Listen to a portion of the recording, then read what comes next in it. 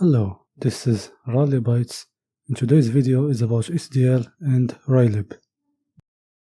SDL stands for Simple Directed Media Layer, a cross-platform development library that provides low-level access to multimedia hardware like audio, keyboard, mouse, and graphics. It's often used by game developers and multimedia application creators to simplify development across different operating systems.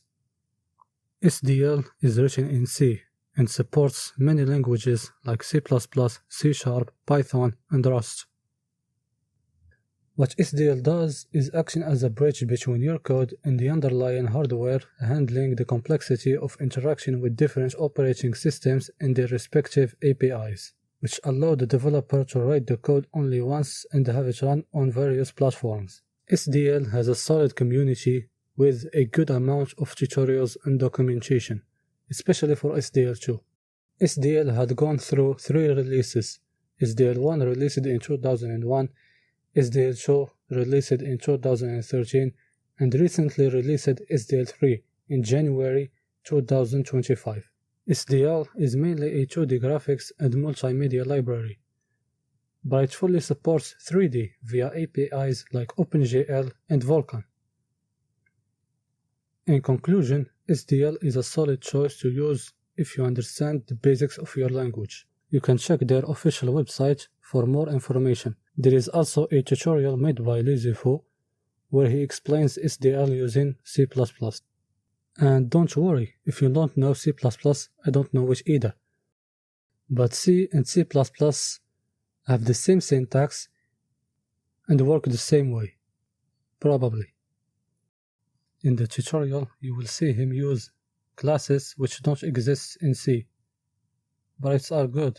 You can just hardcode everything and it will work eventually. Moving on to Raylib. So, what is Raylib? The simple definition of that is Raylib is a simple and easy to use library to enjoy video game programming. What Google AI overview says, Raylib is a free and open source, simple and easy to use library, designed for creating 2D and 3D graphical application and games. Same as SDL, it's written in C, but has binding for over 60 programming languages. So, a quick note, I didn't understand what the last sentence meant, but according to ChatGPT, Raylib is compatible with 60 languages. Raylib is highly inspired by Borland, BGI, and the XNA framework, and is well suited for prototyping, tooling, and educational purposes. BGI, or Borland Graphical Interface, was a graphic library developed by Borland for their compiler, primarily for DOS-based systems, starting in the late 80s. DOS-based system refers to a computer system that uses a disk operating system as its primary operating system. Moving to XNA.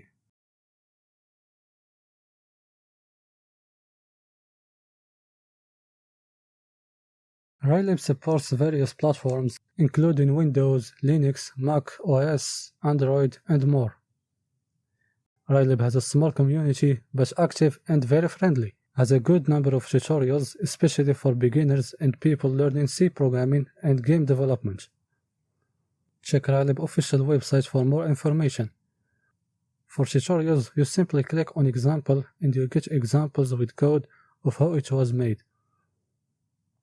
For an example, taking this basic window, it shows the code behind it and how it was made, or it was written to pop up. You can also check YouTube for more tutorials.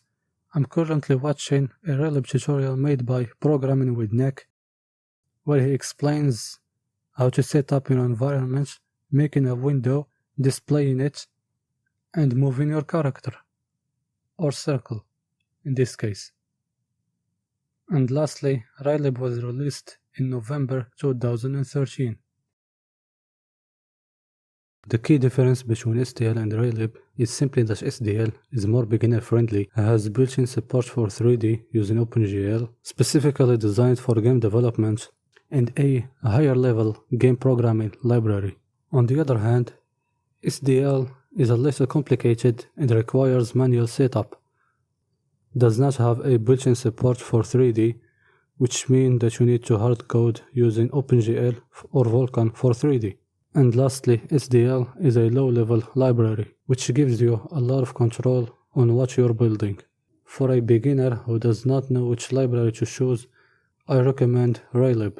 If you are well versed in coding and want something challenging, pick SDL, and since SDL 3 is released, you can go and try it. Thank you for watching, and I hope you enjoyed my video. Don't forget to like and comment. Thank you again, and see you in the next video.